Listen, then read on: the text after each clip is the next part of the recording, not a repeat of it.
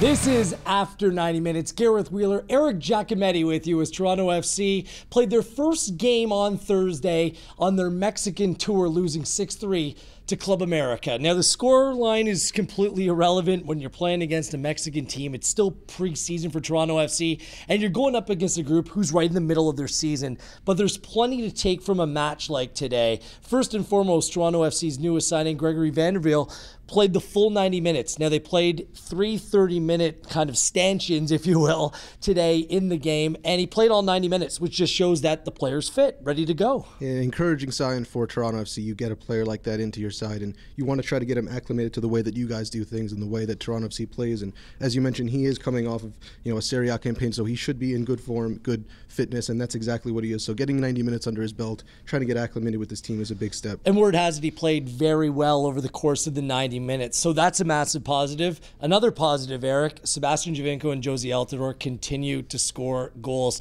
The two Toronto FC strikers combined for 3 goals on the day. Sebastian Giovinco, yet another free kick goal early this preseason. You saw one in Los Angeles as well. And that has to be good news that these two players are ready to hit the ground running. And that's exactly what you want to see if you're a Toronto FC fan. You have your 2 top guns firing on all cylinders already. Believe it or not, we're less than 2 weeks away from our first competitive game against the Rapids in CONCACAF Champions League play. So you definitely want to see them getting off and running. And of course, Giovinco on a free kick. We know how deadly he is, so not too surprising to see him bag another one. Exactly. Like that month off that they had doesn't affect the fact that he's still so deadly from a set piece. And that's just such a weapon for this group. And with Toronto FC having so much attacking talent in the side, you saw it come together in Los Angeles, Eric. It just makes them that much more dangerous. Yeah, they definitely have a lot of options, and you're influencing or integrating rather Ayo Akinola into that group as well, to St. Ricketts coming back. So you want to try to get as many attacking pieces possible as ready for the long run in 2018 with lots of fixtures coming up. Overall, everyone's happy with how things are proceeding in Mexico thus far. The big question is,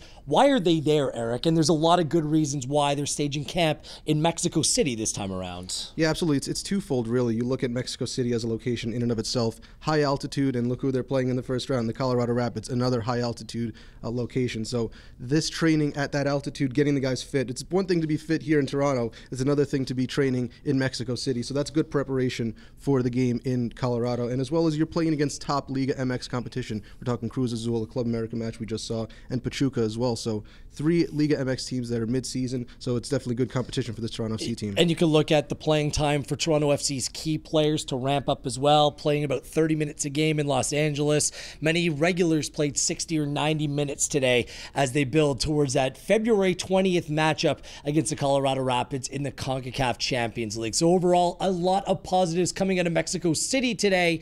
Next up, tomorrow, a little bit of a scrimmage, an organized scrimmage between a bunch of Mexican sides. Then on Monday, they take on yet another team that will find their way in the CONCACAF Champions League in Pachuca, finishing up with Cruz Azul on Tuesday.